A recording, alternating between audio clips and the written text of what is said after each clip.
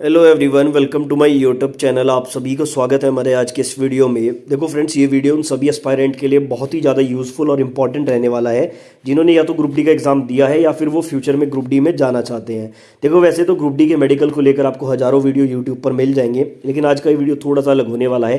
एक तो बहुत ही सिंपल लैंग्वेज में मैं आपको चीज़ें यहाँ पे समझाने वाला हूँ, बहुत ही कम टाइम में समझाने वाला हूँ और पूरी जानकारी मैं आपको दूंगा कि किस तरह से आपका मेडिकल होता है, कहाँ पर होता है, कब होता है और क्या क्या टेस्ट यहाँ पर नहीं होते हैं।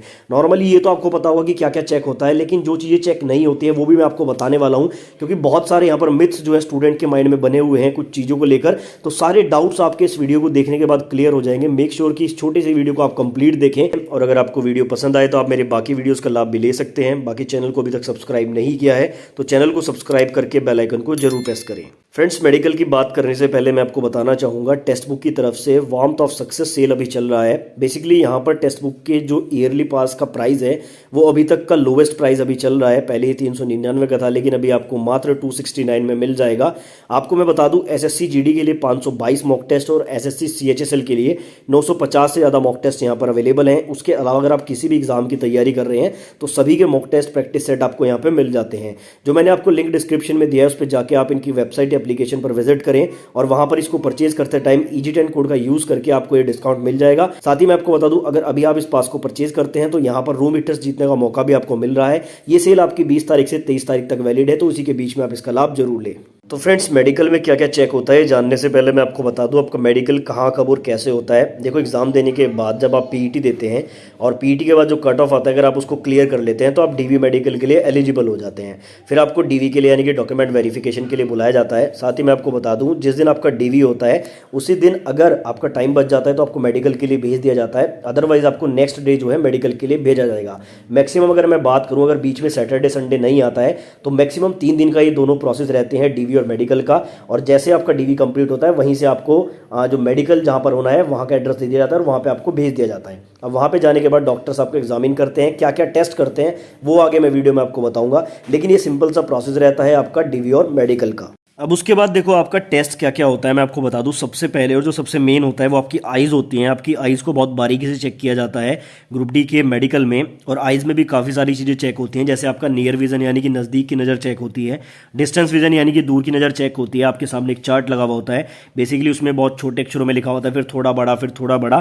तो अगर आप सबसे छोटे वाले पढ़ लेते हैं तो 6/6 है आपकी आइज़, थोड़ा बड़ा पढ़ते हैं तो 6/9 है। इस तरह से आपका डिस्टेंस विजन का टेस्ट होता है। उसके बाद आपका फोक टेस्ट भी होता है, यानी कि धुंध में आप कितना देख पा रहे हैं उसके लिए आपका टेस्ट होता है। उसके बाद कलर ब्लाइंडनेस का टेस्ट होता है कि लाल और हरे में आप डिफरेंशिएट कर पा रहे हैं या फिर नहीं कर पा रहे हैं। साथ ही इस वीडियो के लास्ट में एंड स्क्रीन में मैं एक वीडियो का लिंक लगा दूंगा, उसे जरूर देख लेना। उसे देखने से आपको पता लग जाएगा कि आप कलर ब्लाइंडनेस हैं या फिर नहीं है। उसके बाद आपका एक सी टेस्ट होता है, बेसिकली एक सी होता है, उसकी डायरेक्शन आपसे पूछी जाती है कि किस डायरेक्शन में सी खुला हुआ है। उसके बाद नाइट विजन का टेस्ट होता है कि रात में आप कितना देख पा रहे हैं।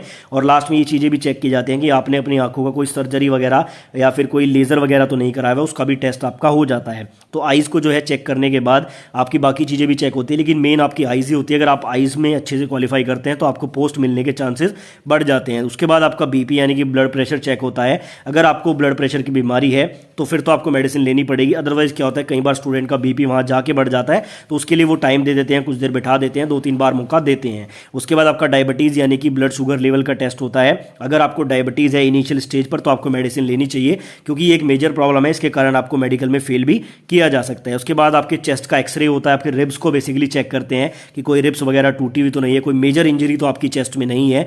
उसके अलावा मैं एक चीज़ यहाँ पे क्लियर कर दूं, काफ़ी लोगों को डाउट रहता है कि छोटे मोटे फ्रैक्चर हमारे हाथ में हुए थे, कभी कोई हड्डी थोड़ी सी टेढ़ी है, हाथ थोड़ा टेढ़ा है, तो देखो छोटे मोटे फ्रैक्चर में कोई दिक्कत नहीं आती है। कोई मेजर अगर इंजरी आपको हुई हुई है या फिर कोई रोड वगैरह आपकी लेग्स में कहीं लगी हुई है, बड़ा ऑपरेशन हुआ है, तो वो आपको वहाँ पर बताना पड़ेगा। वो डॉक्टर्स फिर उसको एग्जामिन करते हैं कि अगर आप फिजिकली चलने में कोई दिक्कत आपको नहीं है तो पास करेंगे, अदरवाइज आपको उसमें फेल भी किया जा सकता है। उसके बाद आपका यूरिन टेस्ट होता है, लेकिन यूरिन टेस्ट सभी का नहीं होता है। जिनकी एज 30 साल से ज़्यादा है स्टूडेंट की, उन्हीं का वहाँ पे यूरिन टेस्ट होता है, बेसिकली उनके किडनी फंक्शन टेस्ट को चेक करने के लिए। और लास्ट में आपके 2 टेस्ट होते हैं, हाइड्रोसील टेस्ट और पाइल्स टेस्ट। देखो 2018 में ऐसा देखा गया था, कुछ सेंटर पर ये हाइड्रोसील और पाइल्स का चेकअप नहीं हो रहा था, लेकिन इस बार ये गारंटी दोनों आपके चेकअप होने वाले हैं सभी सेंटर्स पर। तो मैं आपको बता दूं, हाइड्रोसील बेसिकली क्या होता है, आपके टेस्टिकल्स में पानी अगर भरा हुआ है तो वो चेक होता है, और पाइल्स यानी कि बवासीर चेक होती है। ये दोनों टेस्ट आपके किसी मशीन से चेक नहीं होते हैं, सिर्फ आंखों से ऑब्जर्व करके वो चेक करते हैं। पाइल्स में बेसिकली किस तरह से 2018 में टेस्ट हो रहा था, स्टूडेंट को जो है मुड़ के खड़ा होने को कहते थे और उसको खांसने को बोलते थे। अगर कोई मेजर पाइल्स उसको होती थी तो वो दिखाई दे जाती थी। इसी तरह से आपका हाइड्रोसील भी ऑब्जर्व करने से ही चेक करते हैं। तो लास्ट वाले जो 2 टेस्ट हैं ये वाले ऑब्जर्व करके चेक किए जाते हैं, ऊपर के सारे टेस्ट आपके चेक होते हैं। इसके अलावा कोई भी टेस्ट रेलवे ग्रुप डी के मेडिकल में नहीं होता है। अब देखो क्या क्या चेक होता है वो तो मैंने आपको बता दिया, अब क्या क्या चेक नहीं होता है वो भी मैं आपको बता देता हूँ। काफ़ी लोगों को इस बात में भी डाउट है। तो जो आपके ईयर यानी कि कान है इनका टेस्ट नहीं होता है, नोज यानी कि नाक का कोई टेस्ट नहीं होता है, टीथ यानी कि दांतों का कोई टेस्ट नहीं होता है, हाइट और वेट का भी कोई टेस्ट नहीं होता है, नॉकनी और फ्लैट फुट यहाँ पे चेक नहीं होता है क्योंकि ये ग्रुप डी का मेडिकल है, कोई आर्मी का मेडिकल नहीं है। नॉर्मल फ्रैक्चर अगर आपको कभी हुआ है, हाथ टेढ़ा है, उंगली टेढ़ी है, देखो जो चीज़ें आपको चलने फिरने में, काम करने में कोई दिक्कत उत्पन्न नहीं करती है उसको यहाँ पे कंसिडर नहीं किया जाता, उसमें आपको पास किया जाता है। अगर आपको चलने फिरने में, काम करने में दिक्कत है तो उसको कंसिडर करेंगे, उसमें आपको फेल भी कर सकते हैं। तो नॉर्मल फ्रैक्चर कभी आपको बचपन में हुआ है, कभी भी हुआ है, उससे कोई दिक्कत नहीं होगी। बट मेन चीज़ है कि आपको काम करने में कोई दिक्कत नहीं होनी चाहिए। टैटू की बात करें तो शरीर पर कहीं भी आपका टैटू हो, कोई भी टैटू हो, उसमें कोई दिक्कत नहीं है। टैटू वगैरह यहाँ पर ग्रुप डी में चेक नहीं होते हैं। अब देखो स्क्रीन पर आपके सामने टोटल 17 पोस्ट लिखी गई हैं, उन सभी के सामने इसका मेडिकल स्टैंडर्ड भी लिखा हुआ है ये वाली लाइन में, ठीक है ना। यहाँ पर आप लोग देख रहे होंगे सभी पोस्ट के सामने लिखा हुआ है, जैसे पहले नंबर पर असिस्टेंट वर्कशॉप पे C1 लिखा हुआ है, या फिर 8 नंबर पर जो पॉइंट्स मैंने उस पर A2 लिखा हुआ है। तो ये होते हैं मेडिकल स्टैंडर्ड। अब देखो जब आप मेडिकल के लिए जाएंगे तो आपको जो मेडिकल स्टैंडर्ड मिलेगा, मान लो डॉक्टर आपको चेक करके कहता है कि भाई आप जो है A2 हैं, मतलब आपको नहीं बताएगा, बाद में रिपोर्ट लगेगी तो रिपोर्ट में लिखता है कि भाई ये स्टूडेंट A2 मेडिकल स्टैंडर्ड है, यानी कि A2 पे आप असिस्टेंट पॉइंट्समैन पे भी क्वालिफाई करेंगे। अब यहाँ पर मैं आपको थोड़ा मोटा समझा देता हूं। बेसिकली जो ग्रुप डी के सारे मेडिकल स्टैंडर्ड है, यहां पर 4 मेडिकल स्टैंडर्ड की आपको आवश्यकता पड़ती है। एक तो होता है आपका A2, दूसरा है आपका B1, तीसरा है आपका B2 और चौथा है आपका C1, ठीक है। अगर आप ध्यान से देखेंगे ये चारों ही मेडिकल स्टैंडर्ड सभी पोस्ट पर मांगे गए हैं। अगर आप A2 पर क्वालिफाई करते हैं तो आप सभी 17 पोस्ट के लिए एलिजिबल हो जाते हैं, क्योंकि A2 सबसे हाईएस्ट है इनमें, ठीक है ना। A2 में आपको पॉइंट्समैन भी मिलेगी, ट्रैकमैन मिलेगी, कोई भी मिल सकती है, सभी के लिए आप क्वालिफाई कर जाते हैं। लेकिन मान लो आप A2 क्वालिफाई नहीं करते हैं, आप क्वालिफाई करते हैं B1, तो सिर्फ असिस्टेंट पॉइंट्समैन को छोड़ के बाकी सारी पोस्ट के लिए आप एलिजिबल रहेंगे।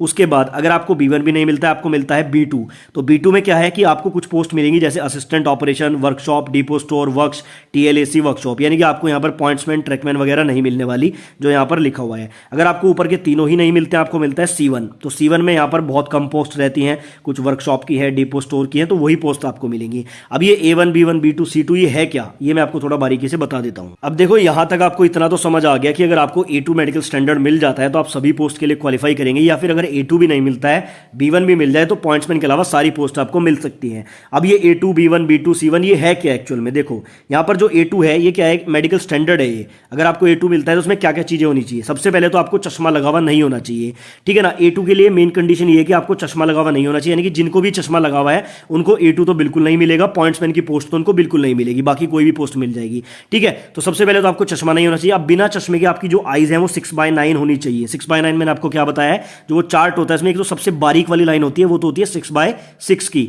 और जो उससे मोटी होती है वो 6/9 की होती है, सेकंड नंबर वाली। तो सेकंड नंबर वाली आप ठीक से पढ़ें बिना चश्मे के तो आपको A2 मिल जाएगा। उसके अलावा यहाँ पर जो है आपके कलर विजन का टेस्ट होता है, बाइनोकुलर, नाइट विजन, वो सारे टेस्ट जो मैं आपको स्टार्टिंग में बताए थे वो सारे टेस्ट आपके यहाँ पे होते हैं। अब मान लो A2 आपको नहीं मिलता है, आपको चश्मा लगा हुआ है, कोई भी कारण से A2 आपको नहीं मिलता है, तो आपको मिलेगा B1, ठीक है। B1 की कंडीशन क्या है, B1 की कंडीशन ये है 6/9, 6/12 आपकी आंखें होनी चाहिए। देखो यहाँ वाले में क्या था, 6/9 थी, यहाँ पर जो है 6/12, यानी कि थोड़ा जो बड़ा है, अगर आप वो भी पढ़ते हैं तो भी आप क्वालिफाई कर जाएंगे। और यहाँ पर अगर आपको चश्मा भी लगा हुआ है B1 में तो भी आप क्वालिफाई कर जाएंगे। बाकी सारे टेस्ट आपके यहाँ पर सेम है, fog test, colour vision test, ये सारे आपके यहाँ पे होने हैं, ठीक है। अब मान लो किसी कारण से आपको B1 भी नहीं मिलता है, तब आपको मिल सकता है B2 या फिर C1। अब यहाँ पर कंडीशन क्या है, B2 C1 में एक खासियत ये भी है कि अगर आपको कलर ब्लाइंडनेस है तो भी आपको क्वालिफाई कर देंगे, क्योंकि यहाँ पर कलर विजन का दोनों में ही टेस्ट नहीं होता है। चश्मा लगा हुआ है तो भी आप क्वालिफाई करेंगे, 6/9, 6/12 आप क्वालिफाई करेंगे। और यहाँ पर ज़्यादा टेस्ट भी नहीं होते, बाइनोकुलर टेस्ट होता है आपका, नाइट विजन वगैरह यहाँ पे नहीं होता है, फोग टेस्ट नहीं होता है, सी टेस्ट नहीं होता है, यानी कि यहाँ पर नॉर्मल आपकी आइज है, चश्मे में आपको बस ठीक ठाक दिखता है, तो आपको जो है क्वालिफाई करेंगे। लेकिन वहीं एक बात आपको याद रखनी पड़ेगी, यहाँ पर नंबर ऑफ पोस्ट भी फिर कम रह जाएंगी। बाकी लास्ट होता है आपका C1। अगर आप C1 क्वालिफाई करते हैं तो चाहे आपको कलर ब्लाइंडनेस है, चाहे आपको चश्मा लगा हुआ है, कोई फोक टेस्ट वगैरह यहाँ पर नहीं होता है, सिर्फ 6/12, 6/18 तक को भी यहाँ पर कंसीडर करते हैं, यानी कि बहुत बड़ा बड़ा जो लिखा हुआ था उस चार्ट में अगर आप वो भी पढ़ लेते हैं तो भी आपको C1 मिल जाएगा। तो ये यहाँ पर मेडिकल स्टैंडर्ड का क्राइटेरिया कुछ इस तरह से होता है। आई थिंक मैंने आपको बहुत अच्छे से समझाया है, इतना ईजी लैंग्वेज में कोई भी आपको नहीं समझा पाएगा। फिर भी आपका कोई डाउट, कोई क्वेरी रह जाती है तो आप मुझे कमेंट बॉक्स में पूछ सकते हैं।